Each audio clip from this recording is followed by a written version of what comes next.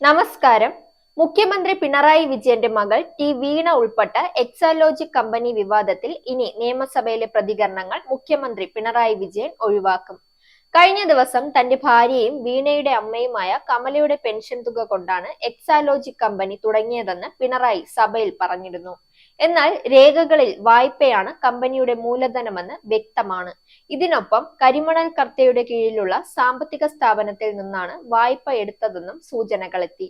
കമലയുടെ pension തുകയും അന്വേഷണ പരിധിയിലെത്തുന്ന സാഹചര്യമുണ്ടായി. നിയമസഭയിൽ ഇതുമായി ബന്ധപ്പെട്ട് അഴിമതി ആരോപണം എത്തിയാൽ അതിന് മുഖ്യമന്ത്രി മറുപടി പറയണം. ഇത് കോടതികളിൽ പോലും ചർച്ചയാകും. ഈ സാഹചര്യത്തിലാണ് മുഖ്യമന്ത്രിക്കെതിരെ അഴിമതി ആരോപണം ഉന്നയിക്കാനുള്ള കോൺഗ്രസ് അംഗം മാത്യു കുഴൽനാടന്റെ നീക്കം സ്പീക്കർ AN ഷംസീർ തടഞ്ഞത് ചർച്ചയാകുന്നത്. എഴുതി കൊടുത്ത അഴിമതി ആരോപണം അവതരിപ്പിക്കാൻ അനുവദിക്കാത്തതിൽ പ്രതിഷേധിച്ച് പ്രതിപക്ഷം വോക്കൌട്ട് നടത്തുകയും ചെയ്തു. വീണയുമായി ബന്ധപ്പെട്ട കേസ് കർണാടക ഹൈക്കോടതിയുടെ പരിഗണനയിലാണ്. അതുകൊണ്ട് തന്നെ ഈ ഘട്ടത്തിൽ പ്രതികരണങ്ങളിൽ കരുതൽ വേണം. അനാവശ്യ വിശദീകരണങ്ങൾ കോടതിയിൽ പോലും സീരിയസ് ഫ്രോഡ് ഇൻവെസ്റ്റിഗേഷൻ ഏജൻസി ചർച്ചയാക്കും. അതുകൊണ്ടാണ് പ്രകോപനങ്ങളിൽ വീഴുന്ന പ്രതികരണം നടത്തരുതെന്ന ഉപദേശം എല്ലാവർക്കും കിട്ടുന്നത്. പ്രകോപനമുണ്ടാക്കാൻ പലരും ശ്രമിക്കുന്നുവെന്നും അതിൽ വീഴരുതെന്നുമാണ് ബന്ധപ്പെട്ടവർ നൽകിയ ഉപദേശം. അതുകൊണ്ട് തന്നെ ഓരോ വാക്കും ഈ വിഷയത്തിൽ കരുതലോടെ മാത്രമേ ഉണ്ടാകൂവെന്നതാണ് വസ്തുത. മാത്യു കുഴൽനാടനും ഷോൺ ജോർജും കൂടുതൽ അഴിമതികൾ പുറത്തുവിടുമെന്ന നിലപാടിലുമാണ്.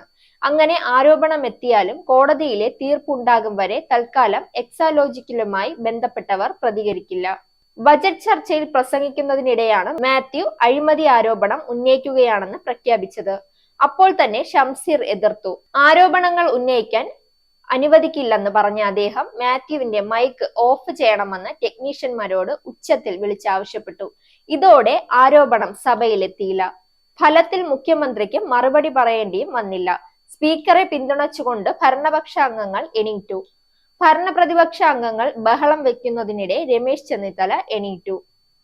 ആരോപണം സ്പീക്കർക്ക് എഴുതിത്തരുന്ന അംഗങ്ങൾക്ക് അത് അവതരിപ്പിക്കാൻ അനുമതി നൽകുന്നതാണ് കീഴ്വഴക്കമെന്ന് അദ്ദേഹം ഓർമ്മിപ്പിച്ചു.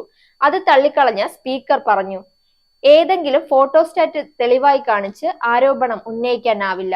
നിയമസഭാ ചട്ടം 285 അനുസരിച്ച് അഴിമതി ആരോപണം ഉന്നയിക്കാൻ അനുമതി കൊടുക്കണോ വേണ്ടയോ എന്ന് സ്പീക്കർക്ക് തീരുമാനിക്കാം. സഭയുടെ വിശുദ്ധി സംരക്ഷിക്കാൻ സ്പീക്കർക്ക് ബാധ്യതയുണ്ട്. ഇത് കേട്ടതും പ്രതിപക്ഷ അംഗങ്ങൾ നടുത്തളത്തിലേക്ക് കുതിച്ചു. ഇതിനിടെ CPM അംഗം K ശാന്തകുമാരിയെ സ്പീക്കർ പ്രസംഗിക്കാൻ ക്ഷണിച്ചു. പ്രതിപക്ഷ അംഗങ്ങൾ സ്പീക്കറുടെ ഇരിപ്പിടത്തിന് താഴെ നിന്ന് മുദ്രാവാക്യം വിളിക്കുമ്പോഴും ശാന്തകുമാരി പ്രസംഗം തുടർന്നു.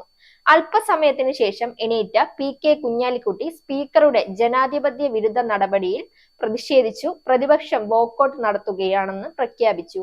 തുടർന്ന് മാത്യുവും PC വിഷ്ണുനാഥും മാധ്യമപ്രവർത്തകരെ കണ്ടു. അഴിമതി ആരോപണം രേഖാമൂലം ഉന്നയിക്കാനുള്ള അംഗങ്ങളുടെ അവകാശത്തെ ഷംസീർ അട്ടിമറിച്ചെന്ന് വിഷ്ണുനാഥ് കുറ്റപ്പെടുത്തി. പ്രതിപക്ഷ നേതാവ് VD സതീശനെതിരെ 150 കോടി രൂപയുടെ ആരോപണം ഉന്നയിച്ച PV അൻവറിന്റെ കൈവശം ഒരു കടലാസ് പോലും ഉണ്ടായിരുന്നില്ലെന്നും അദ്ദേഹം കൂട്ടിച്ചേർത്തു. എക്സാലോജിക് ക്രമക്കേടിൽ മുഖ്യമന്ത്രി പിണറായി വിജയനെതിരെ തെളിവു സഹിതം ആരോപണം ഉന്നയിക്കാനാണ് താൻ ശ്രമിച്ചതെന്ന് മാത്യു വെളിപ്പെടുത്തി. ജനാധിപത്യത്തിന് നിരക്കാത്ത നടപടിയാണ് സ്പീക്കറുടെ ഭാഗത്തു നിന്ന് ഉണ്ടായത്.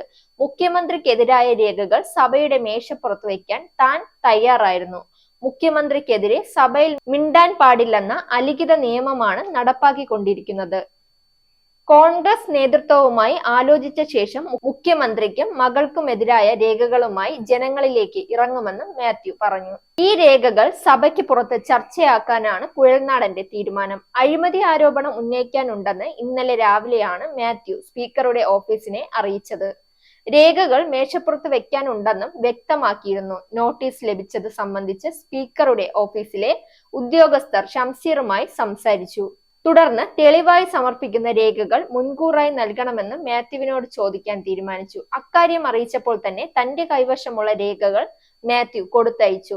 ഫോട്ടോസ്റ്റാറ്റ് പോരാ, ഒറിജിനൽ തന്നെ തരണമെന്നായിരുന്നു പിന്നീടുള്ള ആവശ്യം. മുഖ്യമന്ത്രിയുടെ ഓഫീസിലെ രേഖകളുടെ ഒറിജിനൽ താൻ എവിടെ നിന്നാണ് കണ്ടെത്തുന്നതെന്ന് മാത്യു ചോദിച്ചെങ്കിലും സ്പീക്കറുടെ ഓഫീസ് വഴങ്ങിയില്ല. താൻ നൽകിയ ഫോട്ടോസ്റ്റാറ്റ് പകർപ്പ് വ്യാജമാണെങ്കിൽ സ്പീക്കർക്ക് കേസെടുക്കാമല്ലയോ എന്ന് മാത്യു ചോദിച്ചു. ഒറിജിനൽ കിട്ടാതെ ആരോപണം ഉന്നയിക്കാൻ അനുമതി നൽകാനാകില്ലെന്ന് സ്പീക്കറുടെ ഓഫീസ് വ്യക്തമാക്കി. രേഖ കണ്ട് സ്പീക്കറും ഞെട്ടിയെന്നാണ് സൂചന. Zag news, Thiruvananthapuram.